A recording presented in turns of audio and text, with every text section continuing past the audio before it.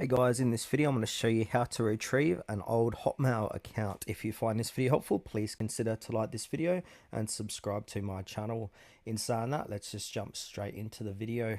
Alright, what we need to do is open up a web browser and go to Google, type in Google, Microsoft account recovery page, and then hit enter. And now in Google search results, we need to click on the right link. So look for it says account recovery Microsoft community, and it's in a forum from answers.microsoft.com. So go ahead and click into that link. Then from here, we want to scroll down and there's a reply from a Microsoft worker here. So it will say, go to the Microsoft account recovery page here. So open that in a new tab. Now this will appear where it says recover your account. Alright, so if you remember your old Hotmail name, go ahead and put in your Hotmail. Or if you can remember your phone number that is connected to that Hotmail, put your phone or your Skype name. Then once you're done, go ahead and click onto next and it'll take you to the next page.